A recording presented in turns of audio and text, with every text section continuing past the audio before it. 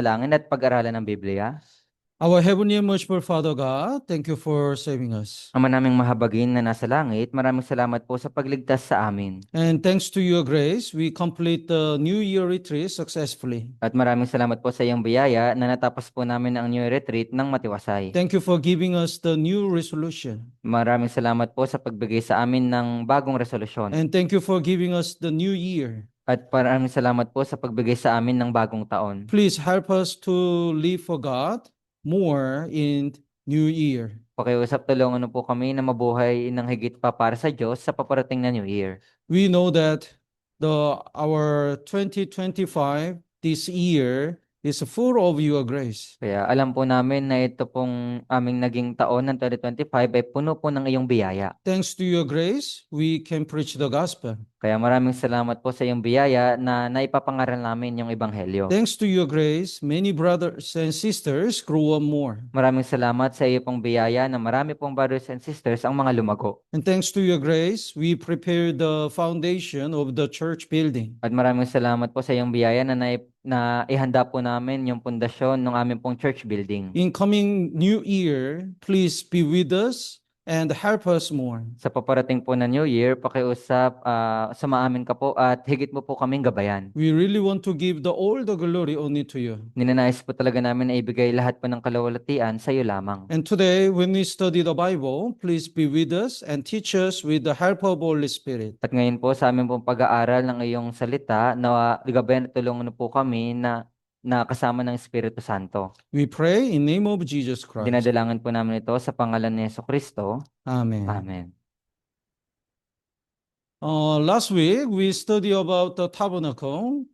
Kaya nung isang linggo po, pinag-aralan po natin yung patungkol sa tabernakulo. Tabernacle have the three parts: Kaya meron pong tatlong parte yung tabernakulo. outer courtyard and holy place, and the most holy place, holy of holies. Kaya ito pong outer courtyard, yung holy place at yung holy of holies. So there are 7 instruments. Kaya meron po ditong 7 instrumento. So when you look at the shape of the arrangement of the 7 instruments, is the shape of the cross. Kaya pag makikita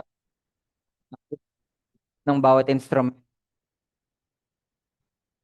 makikita po natin yung hugis po ng cross.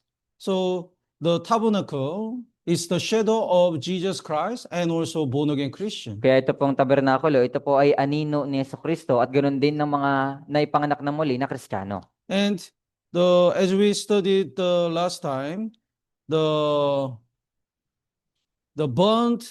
altar of burnt offering indicates the sacrifice of Jesus. Kaya katulad po ng pinag-aralan natin nung nakaraan, ito pong altar of burnt offering, ito po yung anino po ni Jesucristo. And the bronze laver indicates our holy Christian life. At ito naman pong bronze laver, ito naman po yung ating banal na pamumuhay Kristiyano. So when we get salvation, we have to live holy. Kaya kapag tapos po nating maligtas, kailangan po natin mabuhay ng banal. Then we need the word of God, prayer, and we should shine the light. At kung ganun po, kakailanganin po natin ng salita ng Diyos, yung panalangin, at maipakita yung liwanag po sa sanlibutan. And in outer courtyard, it indicates we get salvation. At dito naman po sa outward courtyard, ito naman po yung nagpapasimbolo sa ating pong kaligtasan. And in the holy place, the priest served the Lord. At doon po sa dakong banal, yung pari po, doon po niya pinagsaserbihan yung Diyos. In the most holy place, the high priest had the deep fellowship with God. At yung doon naman po sa dakong kabanal-banalan, yung pinakapunong pari ay nagkakaroon po ng malalim na fellowship sa Panginoon. So some brethren only get salvation. Kaya yung iba pong mga kapatiran ay nakakakuha po ng kaligtasan. But some brethren start to serve the Lord. Pero ibang mga kapatid, sila po nagsisimula na pagsilbihan yung Diyos. They are willing to sacrifice and join the ministry. Talaga ninanais po nila na higit na magsakripisyo at sumali sa mga gawain. And some brethren have the deep personal fellowship with God. At yung iba naman po mga brothers and sisters ay meron po silang malalim na fellowship sa Panginoon. So when we get salvation, we have to do our best to serve the Lord. Kaya pagkatapos po nating maligtas, dapat po nating gawin yung lahat nating makakaya na paglingkuran yung Panginoon. And also, we have to do our best to have the deep fellowship with God. At ganoon din po, kailangan din po nating gawin yung lahat po nating makakaya na magkaroon po ng malalim na fellowship sa Panginoon. And the holy place are made by the boards. At yung dakong banal naman po, ito po ay gawa sa bronze. And the board of the foundation of the board is the silver socket. At yung pundasyon naman po nito pong nung board ay silver. The silver socket of silver indicates the Jesus Christ sacrifice. Kaya ito pong silver socket, sumisimbolo po ito sa sakripisyo po ni Jesucristo. So because Jesus redeemed all our sins, the church could start. Kaya dahil po pinatawad ni Jesus yung lahat po nating kasalanan, kaya po nakapagsimula yung iglesia. And God command to combine all the 48 boards like a one piece. At nagdesisyon po yung Panginoon na yung 48 na mga boards ay ipagsama-sama. So it means when we get salvation based on the redeeming our sins, we should love each other and to be united. Kaya pagkatapos po nating maligtas ayon po sa pagpapatawad sa lahat po nating mga kasalanan, kailangan po nating magsama-sama at kailangan po nating magkaroon ng unity. And today we're gonna study the gate of tabernacle. Kaya ngayon po, pag-aaralan po natin yung gate ng tabernakulo. In order to enter the tabernacle, there is only one gate. There are no other gates. Kaya para po makapasok doon sa loob ng tabernakulo, meron lang pong nag-iisang gate at wala na pong iba. Let's look at the Exodus chapter 26, Kaya tignan po natin sa Exodus, Kapitulo 26, verse 36 and 37. sa versikulo 36 hanggang 37.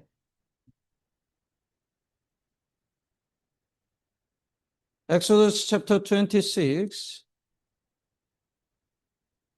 verses 36 and 37. Kaya Basahin po natin ng sabay-sabay. 3, 2, 1. igagawa mo ng isang tabing ang pintuan ng tolda ng telang asul, kulay ube at pula at hinabing pinong lino na ginawa ng mambuburda. Igagawa mo ang tabing ng 5 haliging akasya at babalutin mo ng ginto. Ang kawit ng mga iyon ay ginto rin at gagawa ka ng 5 patungang tanso para Who didn't wear the wedding garment. kaya doon po sa loob ng kasalan, meron pong isang tao na hindi po nakasuot ng damit pangkasal. Then verse 12. So he said to him, friend, how did you come in here without wedding garment? Kaya sinabi ko niya dun sa versikulo 12, sinabi niya sa kanya, kaibigan, paano ka nakapasok dito na hindi ka damit pangkasal? And he was speechless. Kaya nung panahon na yun, siya po ay walang masabi. In Israel, when they have the wedding ceremony, the host stand in the gate and give the wedding garment. Kaya dun po sa Israel, kapag po nagkakaroon dun ng kasalan, yung host po, nakatayo po siya dun sa labas at nagbibigay po siya ng mga damit pangkasal. So all people probably, when they pass the gate, they must receive the garment and wear the wedding garment. So they wear the same garments. Kaya lahat po ng mga imbitahan, binibigyan po sila dun pa lang sa labas bago sila pumasok ng mga damit pangkasal. Kaya dun po sa loob, dapat po lahat sila ay merong parehas na suot na damit pangkasal. But when the king visited the guest, one man didn't wear the wedding garment. Pero nung bumisita po yung hari doon po sa loob ng kasalan, meron pong isang tao na hindi po nakadamit pangkasal. What does it mean? Kaya ano po ibig sabihin nito? He didn't pass this gate. Kaya ibig sabihin, hindi po siya dumaan sa pintuan na iyon. Maybe secretly he entered. Marahil siya po ay pumasok ng palihim. That's why king asked, how did you come in here? Kaya nga po, tinanong siya ng hari, paano ka nakapasok dito? Some people just attend the church without passing the gate, without getting salvation. Kaya ibang mga tao, pumupunta lamang po sa church na hindi po sila pumapasok doon sa pintuan o hindi po sila nakakatanggap ng kaligtasan. John chapter 10 verse 1 says, the verse 9 says, this gate is Jesus Christ. Kaya sinasabi po sa John chapter 10 verse 9, ito pong pintuan na ito ay si Hesukristo. So even though the people don't get salvation through Jesus Christ, they just attend the church and praise the Lord. Kaya yung mga tao kahit naman hindi sila nakatanggap ng kaligtasan mula kay Hesukristo, sila po ay umaatid ng church at sinasamba yung Panginoon. God will ask them, how did you come in here? Kaya pagka ganun, tatanungin sila ng Diyos, paano ka nakapasok dito? It means, how did you get salvation? Kaya ibig sabihin po, paano ka naligtas? How were all your sins be Kaya- forgiven? Kaya paano napatawad yung lahat mong mga kasalanan? Then the Bible says he was speechless. He doesn't know how to pass through the gate and how to get salvation. Kaya kung magaganon, sinabi po ng Biblia, wala siyang masabi kasi hindi niya po alam kung paano ba makapasok doon sa pintuan na iyon o paano maligtas. That's why he went to hell. Kaya nga siya po ay napunta sa impyerno. The verse 13, would you read? Kaya't sinabi ng hari sa mga lingkod, gapusin ninyo ang mga paa at mga kamay niya at itapon ninyo siya sa kadiliman sa labas, doon ay may pagtangis at ang pangangalit ng mga ngipin. Yes. So he was cast into the lake of fire. Kaya siya po ay dinala sa lawa ng apoy. These days, many people attend the church and they believe in God without salvation. Kaya sa panahon po natin ngayon, marami pong mga tao na umaattend na ng church at sinasabing naniniwala sila sa Diyos nang hindi naman nakakatanggap ng kaligtasan. They don't wear the garment of the salvation Hindi po nila suot-suot yung damit ng kaligtasan because they don't pass through the narrow gate. dahil hindi po sila pumasok doon po sa makipot na pintuan. In the tabernacle, if somebody doesn't pass this first gate, they cannot be forgiven. Kaya sa tabernakulo po, kung sino man yung hindi po makapasok doon sa unang pintuan, hindi po sila maaaring makakuha ng kaligtasan. So only way to get salvation is Jesus Christ. Kaya yung tanging daan lamang po sa kaligtasan ay si Hesukristo. There is no other way. Kaya wala pong ibang daan. Yesterday, we studied the Bible Academy, the book of Colossians. Kaya kahapon po pinag-aralan po natin sa Bible Academy, ito pong aklat ng Kolosas. In Colossian church, the first doctrine entered. Kaya sa iglesia po ng Kolosas, meron pong unang doktrina na pumasok. So some people insist that even though we get salvation by Jesus Christ, they have to do something else. Kaya sinasabi po ng ibang mga tao doon na kahit po na nakatanggap na tayo ng kaligtasan sa pamamagitan ng Kristo, kailangan pa natin gumawa ng iba pa. That's why Apostle Paul sent the book of Galatians. Kaya nga po pinadala ni Apostol Pablo ito pong aklat ng Kolosas. The theme of the book of Galatians is very clear. At yung theme po nung aklat ng Kolosas o yung mensahe nito ay napakalinaw. Chapter 1 says, Jesus is a Savior and God and the Creator. Kaya sa chapter 1 po sinabi po na si Hesukristo ay yung tagapagligtas at yung tagapaglikha. Jesus is the greatest one. Kaya si Hesukristo yung pinakamataas. So chapter 2 says, that's why Jesus alone is enough. Kaya po sa chapter 2 sinabi po na si Hesukristo lamang ay sapat na. We don't need to add the philosophy and keeping the law and the festival and the food or the drink. Kaya hindi na po natin dapat pang sundin yung mga philosophy o yung mga batas, yung mga festival o yung mga iba't ibang pagkain ng mga pagkain. When we believe that Jesus already redeemed all our sins without any condition, it's enough to go to heaven. Kaya kung tayo po talaga ay nananampalataya na pinatawad po ni Hesukristo yung lahat po nating mga kasalanan, wala na po tayong ano pang dapat gawin. And even after we get salvation, we don't need other things. We need only Jesus. Ganun din po, pagkatapos po nating maligtas, hindi po natin kailangan yung ibang mga bagay. Ang kailangan lang po natin ay si Hesukristo. But many people don't trust the eternal redemption. Pero marami pong mga tao, hindi po sila nagtitiwala sa walang hanggang katubusan. That's why they are nervous if they don't do anything. Kaya nga sila po ay labis na kinakabahan kung wala po silang anumang gawin. So they try to add their own work and the other ideas. Kaya sinusubukan po nilang idagdag yung kanila pong magawa at yung iba't iba nilang mga ideya. But Bible clearly says, only with Jesus Christ we get salvation. Pero sinasabi po ng malinaw ng Biblia na sa pamagitan lamang ni Hesukristo, tayo po ay maliligtas. And the gate of the tabernacle is almost 10 meters. At ganoon din po, yung pintuan, yung sukat po ng pintuan ng tabernakulo ay halos 10 metro. Have you seen the 10-meter gate? Kaya nakakita na po ba kayo ng pintuan na halos 10 metro? Very wide. Kaya ito po ay napakalawak.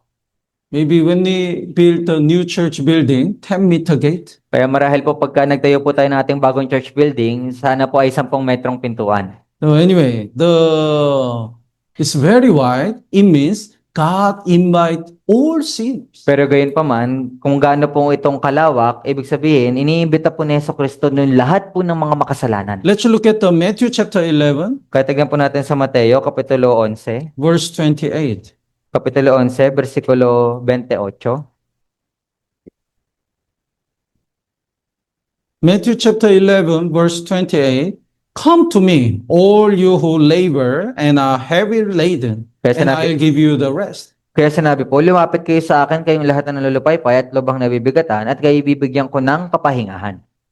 Our life is full of labor and sorrow. Kaya yung ating pong buhay ay punong-puno po ng pagtatrabaho at ng kalungkutan. Even though we work hard, still we have many problem and especially financial difficulty. Kahit na magtrabaho po tayo ng higit sa ating makakaya, nagkakaroon pa rin po tayo ng mga problema, lalong-lalo na sa patungkol sa pera. But heavier burden is the burden of our sins. Pero yung mas mabigat po na problema na ating pong dinadala ay yung kabigatan ng ating pong mga kasalanan. Whenever we remember our sins, our heart is so heavy.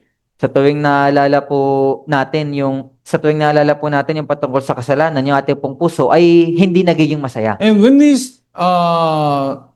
think about God's judgment, our heart is so heavy and scared. At kapag naiisip po natin yung patungkol po sa paghuhukom ng Diyos, yung ating pong puso ay lubhang natatakot at nababahala. But Jesus said, "Come to me, all you who labor and are heavy laden." Pero sinasabi po ni Jesucristo na lumapit kayo sa akin, kayo lahat na nanlulupaypay, I'll give you the rest. at bibigyan ko kayo ng kapahingahan. So when we go to Jesus Christ, we realize Jesus already redeemed all our sins. Kaya nung tayo po ay pumunta kay Jesucristo, naunawaan po natin na yung lahat po nating mga kasalanan ay Kanya pong tinubos. That's why we can have the true rest. So kaya nga tayo po ay nagkaroon ng tunay na kapayapaan. Have you read the book of the Pilgrim's Progress? Kaya nabasa niyo na po ba yung libro po ng Pilgrim's Progress?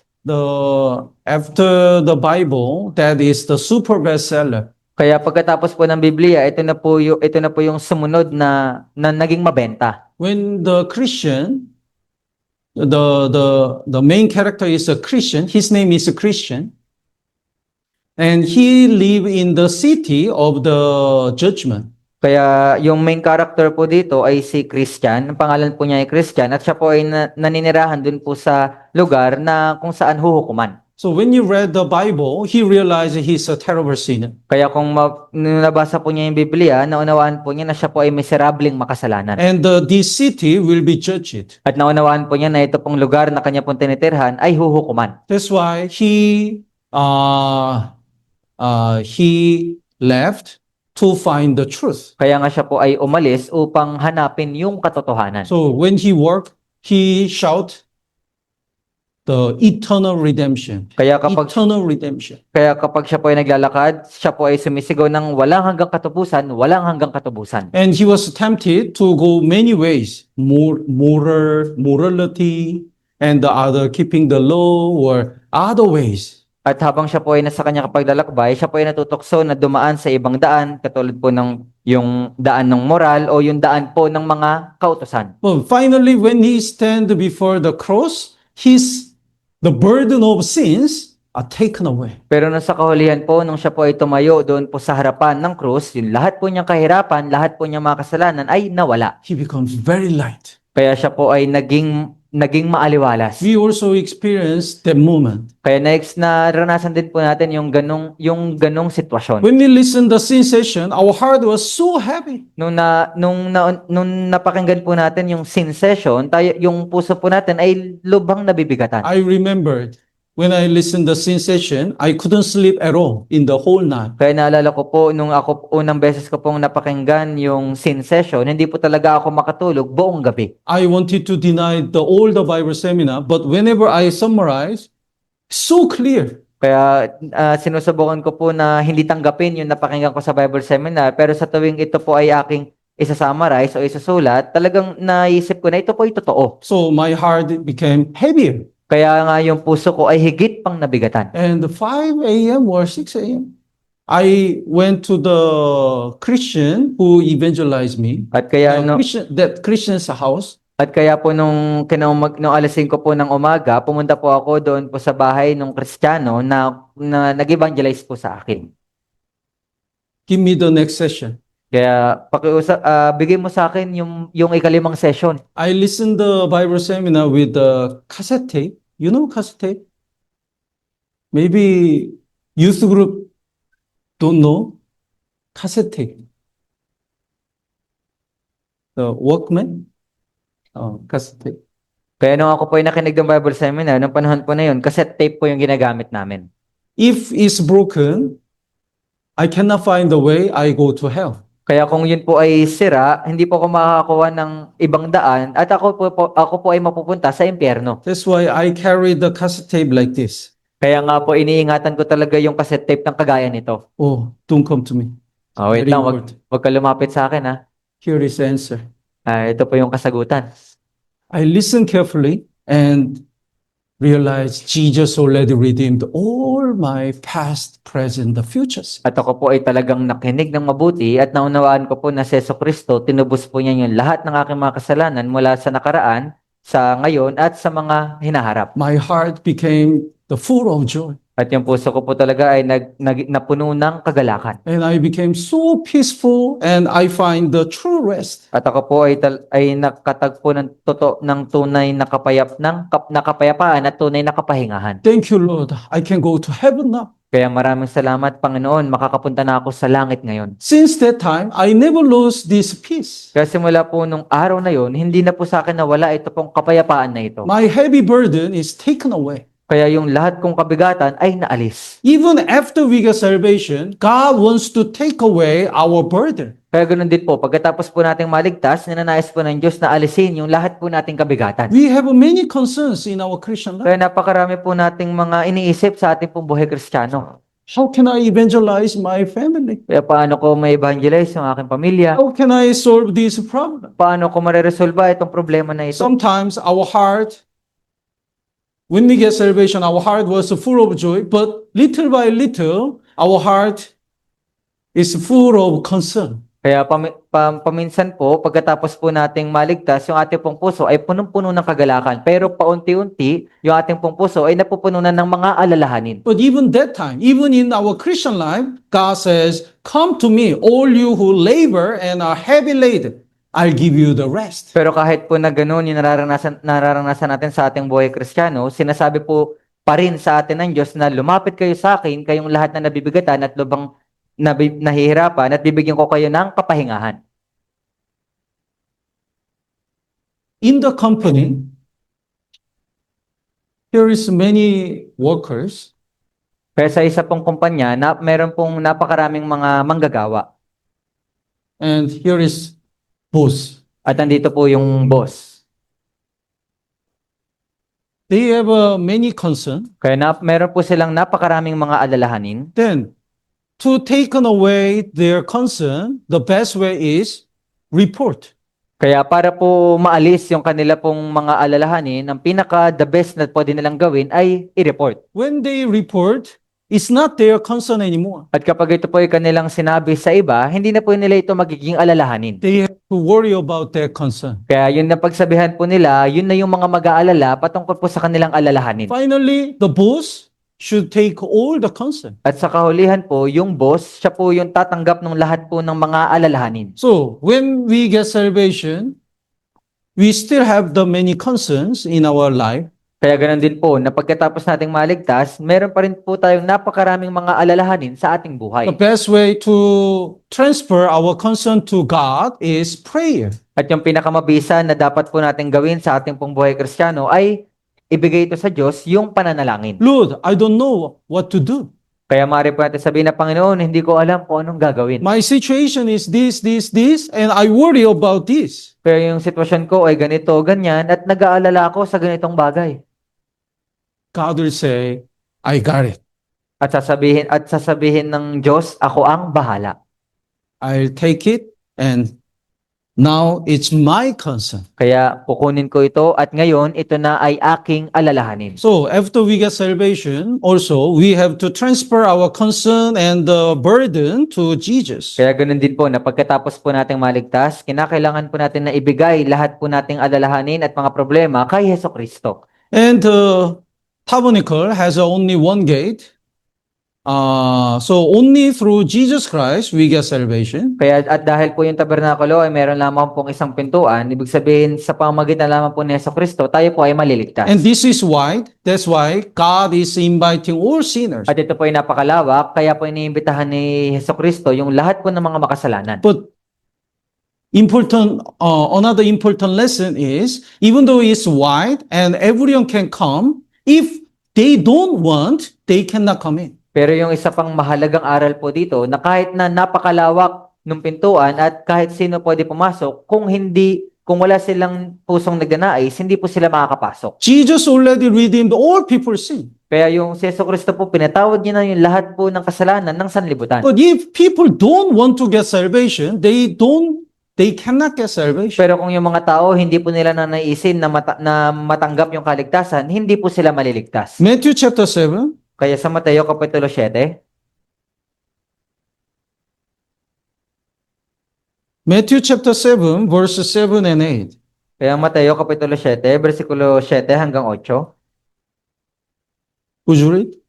Humingi kayo at kayo ay bibigyan, humanap kayo at kayo ay makakatagpo. Tumuktok kayo at kayo ay pagbubuksan. Sapagkat ang bawat humihingi ay tumatanggap, at ang humahanap ay nakakatagpo, at ang tumutuktok ay pinagbubuksan. Yes. Even though the salvation is free, only people who seek the truth can get salvation. Kahit na po yung kaligtasan ay libre lang, pero yung makakatanggap lamang po nito ay yung mga tao na naghahanap ng katotohanan. Great sinner, even though we have so many sins, we can get salvation because God's love is greater than our sins. Kaya kahit na po meron tayong napakalaking kasalanan, maaari po tayong magkaroon ng kaligtasan dahil po yung pag-ibig ng Diyos ay mas malawak kaysa dito. But if we don't ask and we don't seek, we don't knock, we cannot get salvation. Pero kung hindi po tayo hihingi, hindi po tayo maghahanap at hindi po tayo kakatok, hindi po tayo magkakaroon ng kaligtasan. So Jesus doesn't say, attend the church, it will be given to you. Kaya He hindi, just doesn't say that. kaya hindi po sinabi ni Yesu Cristo na umattend kayo ng iglesia at kayo ay aking bibigyan. Ask, seek, knock, then it will be open to you. Kaya sinabi po ng Diyos dito na humingi kayo, humanap kayo, at tumuktok kayo, at kayo'y pagbubuksan. So if people don't want to get salvation, they cannot get salvation. Kaya kung hindi po nanaisin ng mga tao na maligtas, hindi po sila maliligtas. Then the four colors of the gate, we're gonna study the next part. And we will study the altar of burnt offering today. At pag-aaralan naman po natin yung apat na kulay, ano yung kahulugan nito, at yung altar of burnt offering. When the people enter the first gate, the first instrument they can see is altar of burnt offering. Kaya pagpasok po ng mga tao sa unang pintuan, ang una po nila makikita na unang instrumento ay ito pong altar of burnt offering. That's the place of death and sacrifice. Kaya ito po yung lugar ng kamatayan at ng sakripisyo. When the Israel people offer the animal, the priest kill the animal and pour the blood in the burnt altar of the burnt offering. Kaya kapag po nagbigay ng hayop na ihahandog yung mga Israelita, ito pong pari, papatayin po niya ito at yung dugo po nito ay ilalagay po niya lahat dito sa altar of burnt offering. And they burn the animal flesh in the altar of burnt offering. At kanila pong susunugin yung katawan nung hayop po na ito doon po sa altar of burnt offering. So this is the place of death and sacrifice. Kaya ito po yung lugar ng kamatayan at ng sakripisyo. Let's look at the Leviticus chapter 4, Kaya tignan po natin sa Levitico, Kapitulo 4. verse 7. Sa Levitico po, Kapitulo 4, versikulo 7.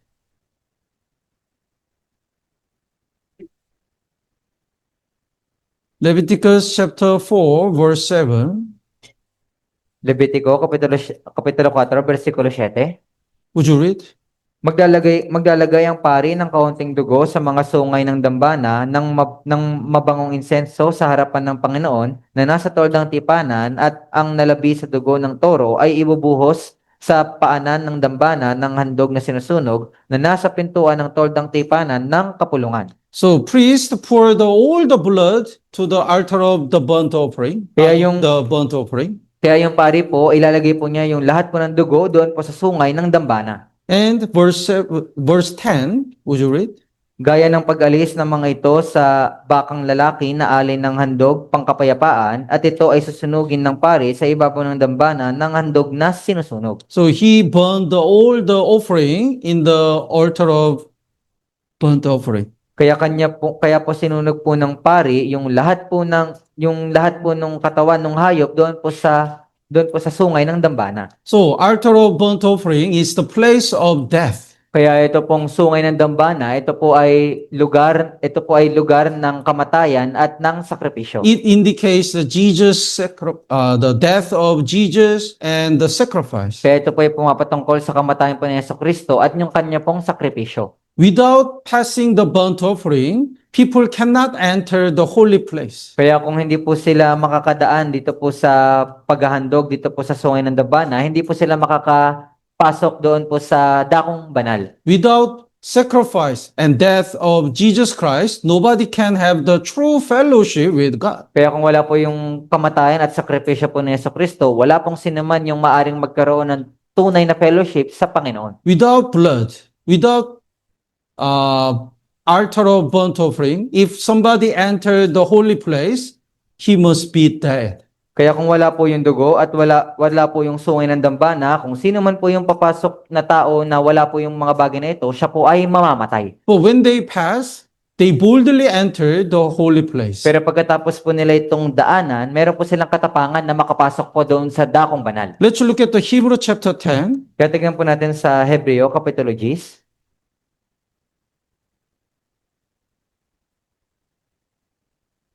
Hebrew chapter 10, Hebreo, Kapitulo 10. verse 19. Sa versikulo 19. Basahin po natin ng sabay-sabay. 3, 2, 1. Kaya mga kapatid, yamang meron tayong pagtitiwala na pumasok sa santuario sa pamamagitan ng dugo ni Jesus. When we go to heaven, we are not shy. Kaya pagka tayo po ay pumunta na sa langit, hindi po tayo mahihiya. We are not afraid. At hindi rin po tayo matatakot. We boldly enter the heaven because of the blood of Jesus. Kaya may katapangan po tayong papasok sa langit dahil po sa dugo ni Jesucristo.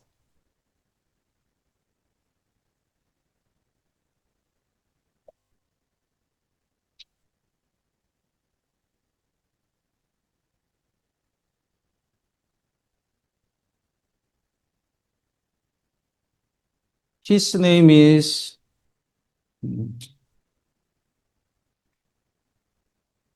John.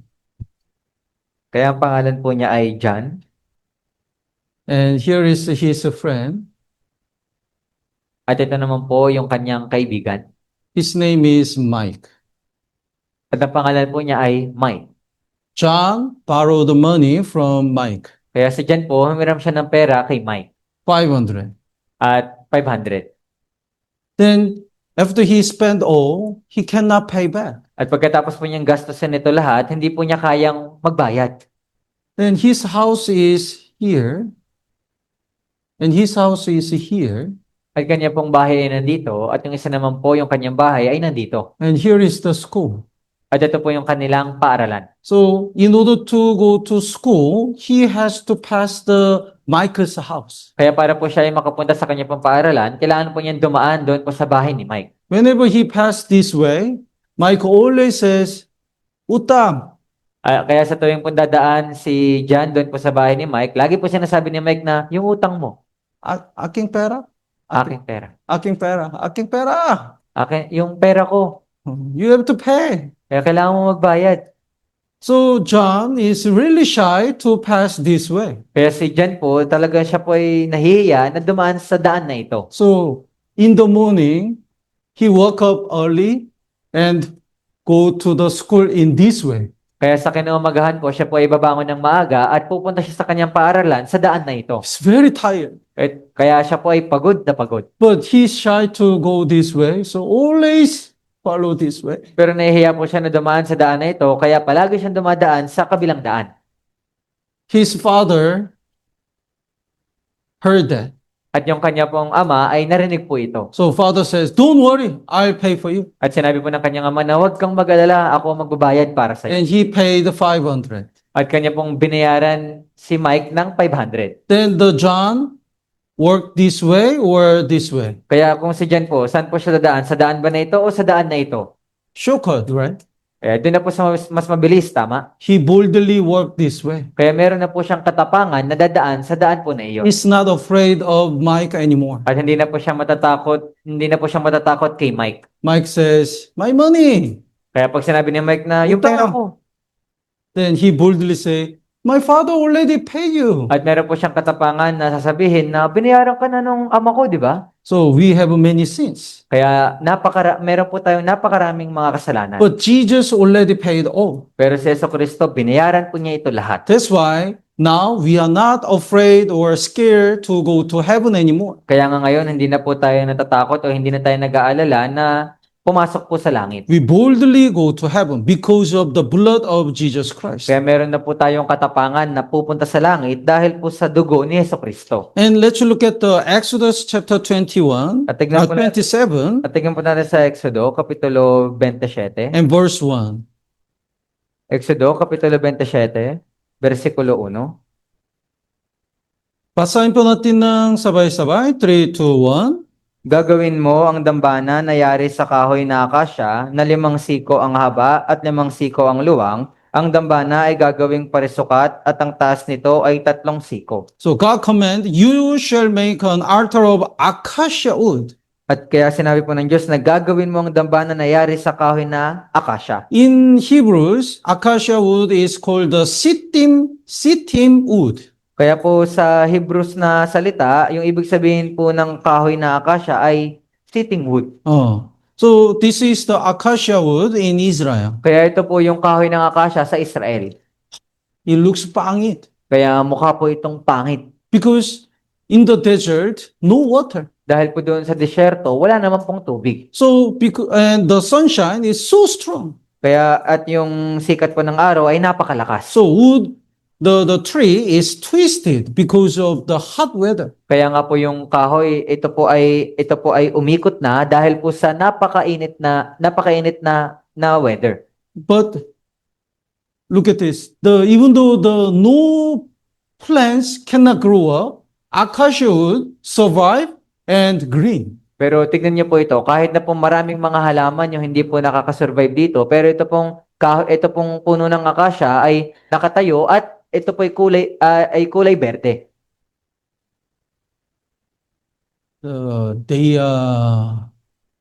They live for a long time. So people find the record is 3,560 years old, the acacia wood, acacia tree. Kaya sila po ay nabubuhay ng napakahabang panahon at patungkol po dun sa record, sila po daw ay nabubuhay ng 3,580 na taon. 60. 560, sorry po. But anyway, it lived for a long time and very strong wood.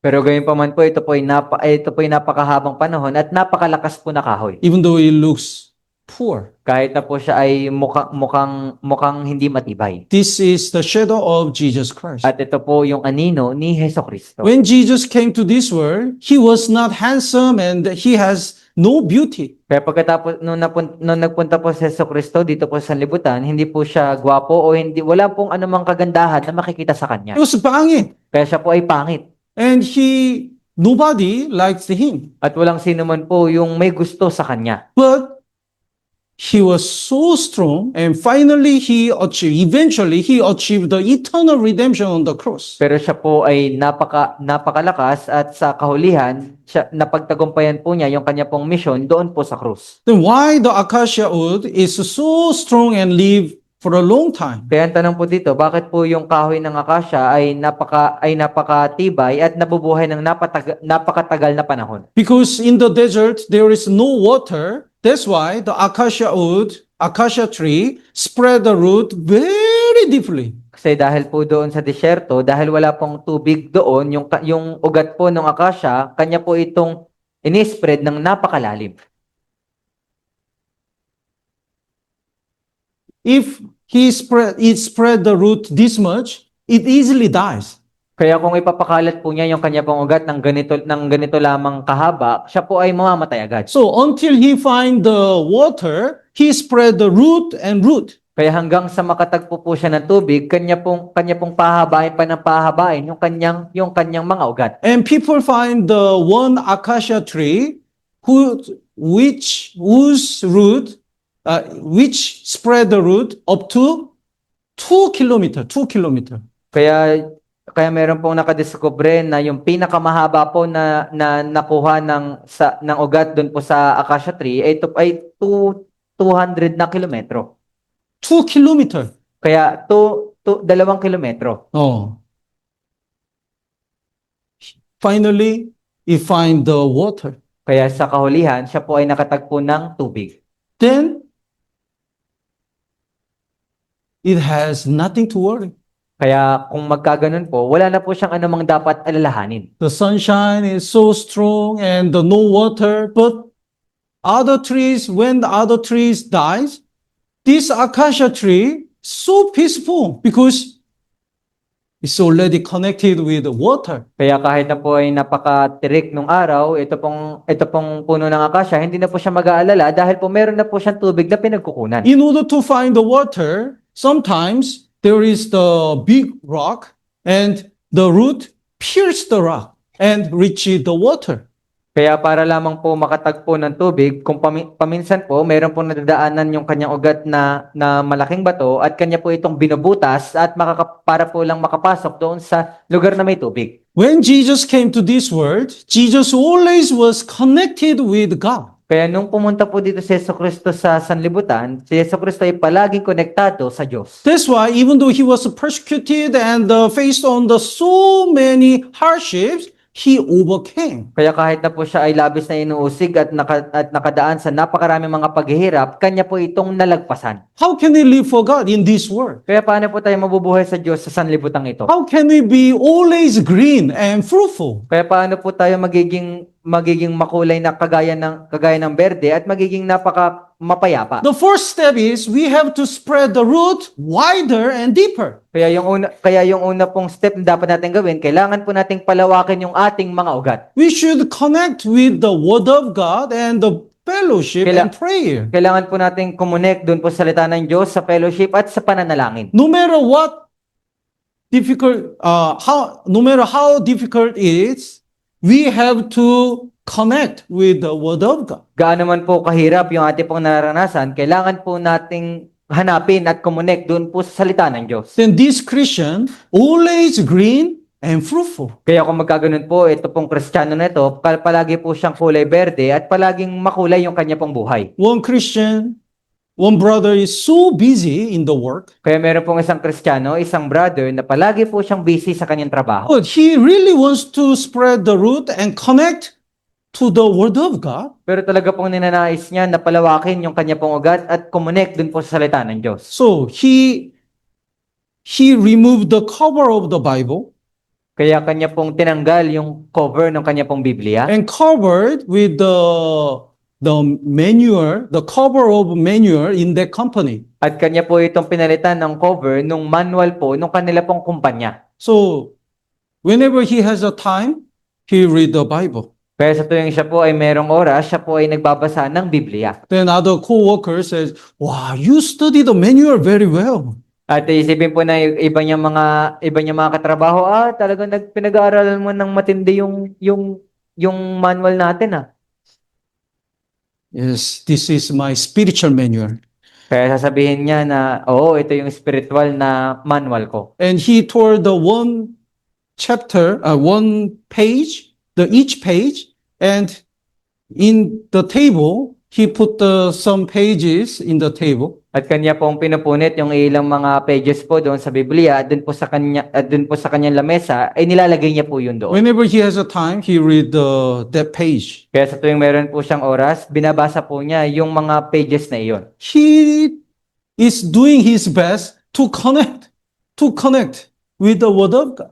Kaya talagang ninanais po niya na gawin yung lahat po niya makakaya na makakonect doon po sa salita ng Diyos. Even though we are busy, we have to do our best to connect with the brothers and sisters and the God with the prayer and the Word of God. Kaya kahit na po tayo ay sobrang abala, kailangan po natin gawin yung lahat nating makakaya na connect po sa brothers and sisters, sa salita ng Diyos, sa pananalangin, at sa Diyos. One brother is a driver, Kaya yung isa pong kapatid ay driver.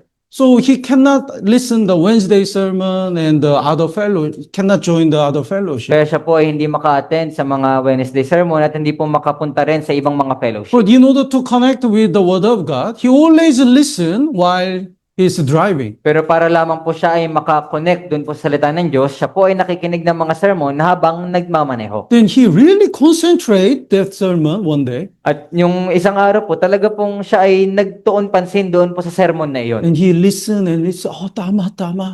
Siya po While ay he's nakikinig ng driving. ganito. Then the pastor says, let's pray together. Then he prayed. At sinabi po ng pastor, tayo po ay manalangin, siya po ay nanalangin. While he's driving, oh, yes, pastor, he prayed together. Kaya nung siya po ay nananalangin, sinabi po niya na, sige po pastor, manalangin po tayo. So he hit the tree. Kaya siya po ay nakabanggaan ng puno. The tree or the electric post. I don't know, but anyway, he got a slight accident. Kaya hindi ko na po maalala kung ano yung nabangga niya. Basta nagkaroon po siya ng hindi naman ganong kalalang aksidente. But anyway, he's doing his best to spread the root in order to connect with the water. Pero gayon pa man po, kanya po pinapalawak yung kanya pong ugat para lamang po makakonect doon po sa tubig. Sometimes we easily lose the spiritual strength. Kaya paminsan, madali po nating naiwawala yung ating pong spiritual na lakas. We simply and easily excuse, I'm busy, I'm tired. Kaya madali po nating sinasabi na pagod ako, abala ako. But do you know how much even the plants does its best to connect, to find the water? Pero alam niyo po ba na kahit po yung halaman, kung gaano po niya ginagawa yung kanya pong lahat na makakaya para lamang po makakuha ng tubig? I have some plants. Kaya meron po akong ilang mga halaman. It grows up, Kaya ito po ay talagang lumalago. and there is no, when they grow up, it's like when they grow up, no water, they hang in the air like this. Kaya po nung sila ay lumago, habang sila ay lumalago, ganito po yung nagiging itsura nila at wala po sila makuhang tubig. But in order to find the water, they attach it in the table and the wall, and finally they reach the water. At para lamang po sila ay makakuha ng tubig, minsan dumidikit po sila sa pader o dumidikit po sila doon sa lamesa at sa kaulian, sila po ay nakakatagpo ng tubig. When I look at how much they are making the effort, I become shy because do I make an effort even this much like this plant? Kaya nung nakita ko po yung ginagawa po ng mga halaman na ito para lang makakuha ng tubig, ako po ay labis na nahiya na meron ba akong ganitong pagnanais na makakuha ng tubig? We have to do our best to spread the root, to connect with God. Kaya kailangan po natin gawin yung lahat nating makakaya na palawakin yung ating pong ugat para po makakuha ng salita ng Diyos. As much as we spread the root, we can grow up bigger. Kaya kung gaano po natin ninanais na mapalawak yung ating pong ugat, tayo din po ay lalago ng higit pa. Let's look at the Galatians chapter 2, Kaya tignan po natin sa Colosas, Kapitulo 2. verses 6 and 7. Kapitulo 2, versikulo 6 hanggang 7. Colossians chapter 2, verses 6 and 7. Colosas, Kapitulo 2, versikulo 6 hanggang 7. Verse 6, would you read? Kaya't kung paanong tinanggap ninyo si Kristo Jesus na Panginoon, ay lumakad kayong gayon sa Kanya. Yes. Work in Jesus. Kaya sinabi po, Work in Him. Work in Jesus. lumakad kayong gayon sa Kanya, lumakad kayo kay Hesus Kristo. How can we work in Jesus? Kaya paano po tayong lalakad na kasama ni Kristo? The verse 7, basahin po natin ng sabay-sabay. 3, 2, 1. Na nakaugat at nakatayo sa Kanya at matibay sa pananampalataya, gaya ng itinuro sa inyo na sumasagana sa pasasalamat. Yes. When the rooted first, we have to root it first. Kaya sinabi po na nakaugat, kaya kailangan po muna nating umugat. Then we will build up. At pagkatapos tayo ay tatayo. Then we will be established. At pagkatapos tayo po ay magiging matibay. Then finally, we will bear the fruits. At sa kahulihan tayo po ay magbubunga. So the time to spread the root is not wasting. Kaya yung oras po ng paghaba ng ugat ay hindi po dapat nasasayang. Sometimes we feel sayang. When I join the fellowship and listen the Wednesday sermon or Bible Academy, I waste the time. I'm busy. Kaya paminsan, iniisip po natin na kung atin tayo ng Wednesday sermon, ng mga fellowship, ng mga Bible Academy, iniisip natin na sayang kasi abala ako. No. The time to spread the root is not wasting. Kaya sa ganun po, hindi po. Yung oras po ng pagpapalawak ng ating pong ugat ay hindi po pag-aaksaya ng oras. Because depending on how much we spread the root, we grow up more and more. Dahil depende po kung gaano natin pinapalawak yung ating pong ugat, ganun din po yung magiging bunga natin ng higit at higit pa. In China, there is the bamboo. It's called the mo bamboo. Kaya doon po sa China, meron po ditong isang bamboo. Ang tawag po sa kanya ay mo bamboo. Then, for 5 years, it doesn't grow up. Kaya sa 5 taon po, hindi po siya lumalago. So it looks like it dead. Kaya pag titignan mo ito, mukha po itong patay na. Because no change. Dahil wala pong anumang pagbabago. But after 5 years, it grew up 70 or 80 centimeter every day. Pero pagkatapos po ng 5 taon, siya po ay lumalago ng 70 to 80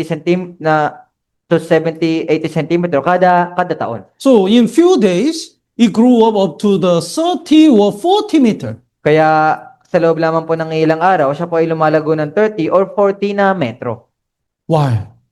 Kaya bakit po? For 5 years, it spread the root very wide and deeper. Dahil po sa loob ng 5 taon, kanya pong pinapalawak yung kanya pong ugat ng mas malalim. So when the root is ready, growing up is so fast and easy. Kaya nung handa na po yung kanya pong mga ugat, yung kanya pong paglago ay napakadali na lang at napakabilis. So bear says, "You are so small." But the bamboo says, "I'm not small." Kaya pag sinabi po ng oso sa kanya na napakaliit mo naman, pero sasabihin ng bamboo, hindi ako maliit. So the time to root is not wasting. Kaya yung oras po ng pagpapalawak ng ugat ay hindi po pag-aaksaya ng oras. So how much did you spread the root in the word of God? Kaya paano nyo po ba pinapalawak yung inyo pong mga ugat para po sa salita ng Diyos? And how much did you root in the fellowship? Kaya paano nyo po pinapalawak yung inyo pong mga ugat sa fellowship? With how many brothers did you connect? Kaya ilang mga brothers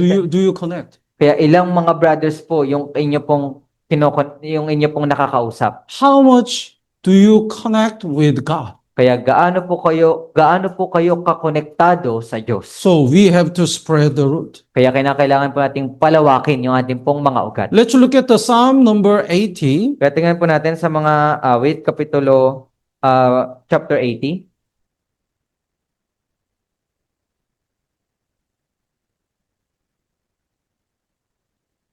Psalm number 80, verse 8. Kaya sa Aklat ng mga awit, chapter 80, verse 8. Would you read? Ikaw ay nagdala ng isang puno ng ubas mula sa Ehipto, iyong pinalaya sa mga bansa at itinanim mo ito. Like this, God also brought us from the world and plant us in the church. Kaya kagaya po nito, yung Diyos, binili po niya tayo mula sa sanlibutan at itinanim tayo dito po sa iglesia. Then the work of the tree is spreading the root. At yung trabaho po ng isang puno ay yung palawakin yung kanyang ugat. So verse 9, basahin po natin ng sabay-sabay. 3, 2, 1. Inihanda mo ang lupa para doon, ito'y nag-ugat ng malalim at pinuno ang lupain. Yes. You prepare the room for it. God already prepared the church and everything for us. Kaya sinabi po, inihanda mo ang lupa para doon, kaya po yung Diyos, inihanda na po niya sa atin yung iglesia at yung lahat ng mga bagay para sa atin. Because God expects all of us to root deeply and widely. Dahil po yung Diyos, tayo po ay kanyang inaasahan na ating pong palalawakin yung ating pong mga ugat ng mas mahaba at malalim. So next part cause it to take a deep root and it filled the land. At sinabi po doon sa huling parte, ito'y nagugat ng malalim at pinuno ang lupain. And the verse 10, basahin po natin ng sabay-sabay. 3, 2, 1. Ang mga bundok ay natakpan ng lilim niyon, ang malalaking sedro at ang mga sanga nito. Yes. When the tree grows up so big, it can make a shadow. Kaya kapag po yung puno ay lumago ng napakalaki, makakagawa po ito ng isang anino. Then many people can take a rest under this shadow. At marami pong mga tao yung maaari pong magpahinga sa ilalim ng anino na ito. When we grow up so much, we can take care of many brothers and sisters. Kaya kung tayo po ay lalago ng higit pa, maaari po nating mapangalagaan yung mga brothers and sisters. The first step to be used by God is spreading the root. Pero yung una pong step na dapat po natin gawin ay yung palawakin yung ating pong mga ugat. And after the Israelite make the altar of the burnt offering with the acacia wood, God command to cover it with the bronze. Kaya pagkatapos pong gawin ng mga Israelita, ito pong sungay ng dambana sa pamamagitan po ng kahoy na akasya, inutusan po sila ng Diyos na gawin ito sa pamamagitan naman ng bronze. Let's look at the Exodus chapter 27, Kaya tingnan po natin sa Exodo Kapitulo 27. verse 2. Exodo Kapitulo 27, versikulo 2. Would you read? Gagawa ka ng mga sungay para dito sa ibabaw ng apat na sulok niyon. Ang mga sungay ay kakabit nito at iyong babalutin ito ng tanso.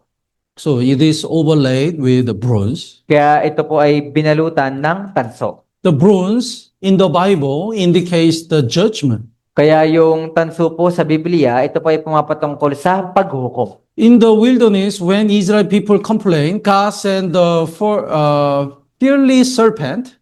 Kaya dun po sa ilang, nung nagreklamo po yung mga Israelita, nagpadala po yung Diyos ng ahas na nakakamandag. That time, God said to Moses, you make the bronze serpent on the pole.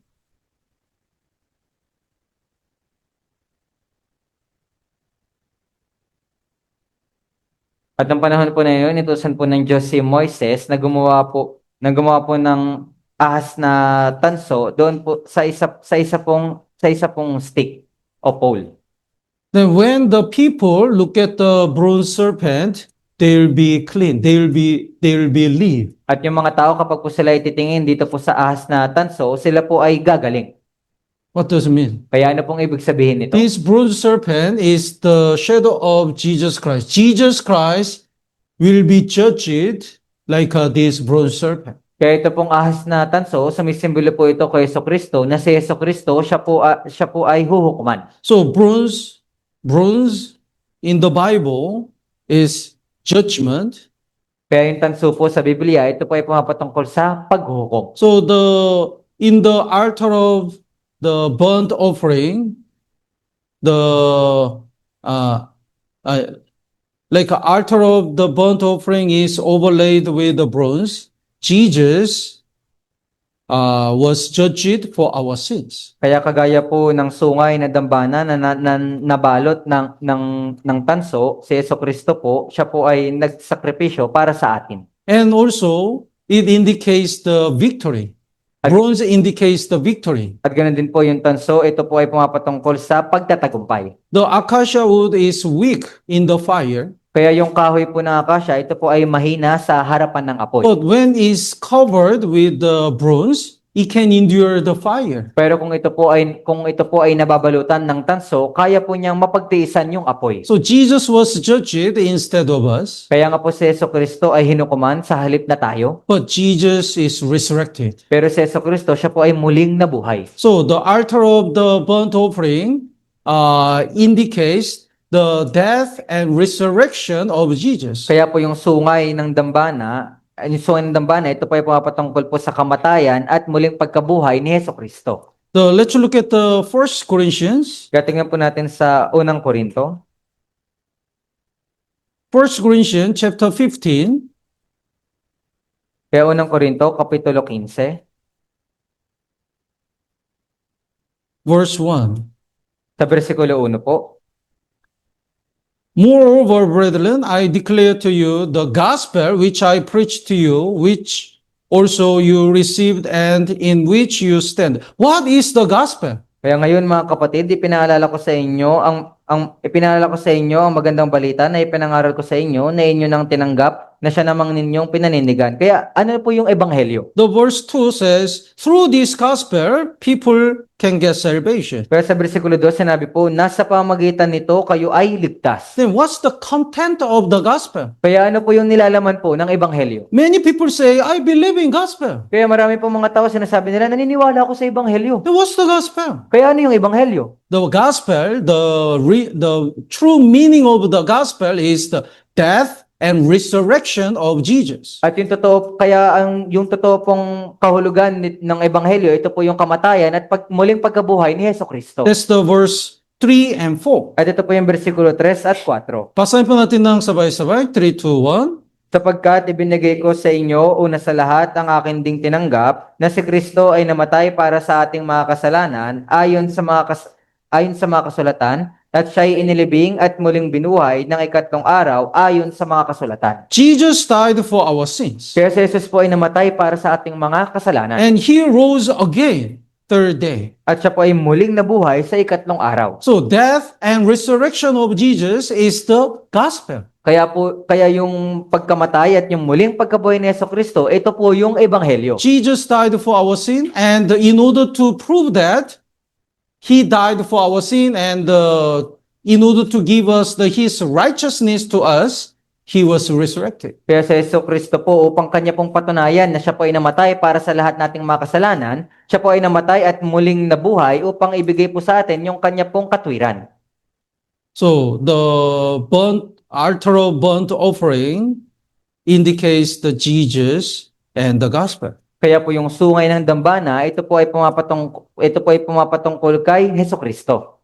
And also we can learn another lesson. Ay ganun din po, maaari tayong matuto ng isa pang aral mula dito. When God called Moses in the wilderness, there is the fire in the plant. Nang tinawag po ng Diyos si Moises doon po sa ilang, meron pong apoy doon sa puno. But the plant was not consumed in the fire. Pero yung punong kahoy, hindi po siya nasusunog mula po doon sa apoy. So this tree indicates the Jesus Christ and born again Christian. Kaya yung punong kahoy po na ito ay pumapatungkol naman ito kay Jesucristo at ganoon din sa mga naipanganak na muli na Kristiyano. Even though there are so many sufferings and persecutions, Jesus endured and achieved the will of God. Kahit napakarami pong mga kahirapan at napakarami pong mga pang-uusig, lahat po ito ay napagtagumpayan ni Jesucristo. That's the way of Christian. Kaya ito po yung daan ng Kristiyano. In this world, we also have the many difficulties and persecution. Kaya dito po sa sanlibutan ito, meron din po tayo napakaraming mga kahirapan at mga pang-uusig. But like the tree never consumed in the fire, we endure all the hardship. Pero kagaya po ng punong kahoy na hindi po nasusunog mula po dun sa apoy, kagaya po nito ay napagtitiisan din po natin lahat ng mga kahirapan. Let's look at the 1 Peter. Gatagyan po natin sa unang Pedro.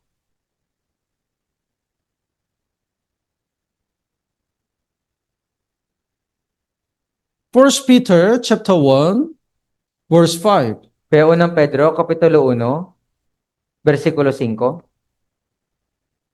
Verse 6 first, verse 6. Versikulo 6 muna po. Basahin po natin ng sabay-sabay. 3, 2, 1. Sa ganito, kayo ay nagagalak, bagamat ngayon sa sandaling panahon ay kailangan ninyong magdanas ng iba't ibang pagsubok. Yes. There are various trials. Kaya meron pong iba't ibang pagsubok. When we evangelize and when we try to abide in the church, we have a various trials. Kaya kapag po tayo nag-evangelize at sinusubukan po natin na manatili sa iglesia, nagkakaroon po tayo ng mga iba't ibang pagsubok. But eventually, we will overcome Pero sa kahulihan, ito po yung ating mapagtatagumpayan. because God protects us. Dahil po yung Diyos ay pinoprotektahan tayo. Like God protect this tree from the fire, God will protect all the Christian from the hardship. Kaya kung paano pong pinoprotektahan ng Diyos ito pong punong kahoy mula dun sa apoy, poprotektahan din ng Diyos yung lahat ng mga Kristiyano mula sa mga iba't ibang kahirapan. Verse 5, basahin po natin ng sabay-sabay. 3, 2, 1. Nasa kapangyarihan ng Diyos ay iniingatan sa pamamagitan ng pananampalataya para sa kaligtasan na nakakahandang ipahayag sa huling panahon. Yes. God protect His people. Kaya yung Diyos, pinoprotektahan po niya yung kanyang mga tao. But God's will is not to give us the God God doesn't give us the any suffering. It's not the will of God. Pero yung pagbibigay po ng iba't ibang kahirapan po sa atin, hindi po ito yung kalooban ng Diyos. Not giving us the any suffering Kaya is kaya not will of God. kaya yung hindi po pagbibigay ng anumang kahirapan sa atin, hindi po ito kalooban ng Diyos. God's will is God give us the many suffering and help us to endure this suffering. Sa halip, yung kalooban po ng Diyos ay bigyan tayo ng napakaraming mga kahirapan at tulungan po tayo na mapagtagumpayan lahat ng ito. Without fire, the tree cannot be trained, cannot be strong. Kaya kung wala po yung apoy, yung isa pong punong kahoy, hindi po siya maaring maging malakas. Without fire, the gold cannot become pure gold. Kaya kung wala pong apoy, yung ginto, hindi po siya magiging dalisay na ginto. So through the suffering, God wants to make our faith become pure. Kaya sa pamagitan po ng mga kahirapan, ninanais po ng Diyos na yung ating pananampalataya ay maging dalisay. Through the suffering, God trains us. Kaya sa pamagitan po ng mga kahirapan, sinasanay po tayo ng Diyos. So verse 7, basahin po natin ng sabay-sabay. 3, 2, 1. Upang ang kadalisayan ng inyong pananampalataya na mas mahalaga kaysa gintong nasisira, bagamat ito'y sinusubok sa pamamagitan ng apoy, ay mauwi sa kapurihan, kalawalhatian at karangalan sa pagpapakita ni Hesukristo. Yes. Through the suffering, our faith is tested and becomes stronger. Kaya sa pamamagitan po ng mga kahirapan, yung ating pong pananampalataya ay sinusubok at higit na nagiging malakas. So the brothers and sisters who pass through the suffering, their faith is really different. Kaya yung mga brothers and sisters po na dumadaan sa mga kahirapan, yung kanila pong pananampalataya ay talagang iba. They can take care of others. Kaya po nilang alagaan yung iba. They can endure all the hardship whenever they faced on the difficulties because they already passed through the hardship. At kaya po nilang pagtiisan yung anumang mga kahirapan na kanila pong mapagdaanan dahil sila po ay nakadaan na sa mga madaming pagsasanay. They are like altar of the burnt offering. Kaya sila po ay kagaya ng sungay ng dambana. We will continue next time. At ito po ating itutuloy sa susunod na panahon. Let's pray together. Kaya tayo pong lahat ay manalangin. Our Heavenly and Merciful Father God, thank you for giving us the precious time to study your word. Ama naming mahabagin na nasa langit, maraming salamat po sa pagbibigay sa amin ng oras na pag-aralan ang iyong salita. As you endure all the fire and the difficulties, we really want to overcome all our problems. Kaya kung paano po naming napagtiisan ito pong apoy at lahat po naming mga kahirapan, higit pa po namin ninanais na mapagtagumpayan yung lahat po naming mga problema. Please protect us and give us more strength. Kaya pakiusap, protektahan mo po kami at bigyan mo po kami ng higit pang kalakasan. We really want to spread our root wider and deeper. Talagang ninanais po namin na palawakin yung aming pong ugat ng higit at higit pa. So we want to bear the more fruits. At na upang nasa ganun, kami po ay magbunga ng marami. Though no matter what happened, we rely on you in our whole life. Kaya ano man po yung mangyari, ninanais po namin na talagang umasa lamang po sa iyo sa lahat sa buong buhay namin. We pray in name of Jesus Christ. Kaya ito po yung aming dinadalangin sa pangalan ni Jesucristo. Amen. Amen.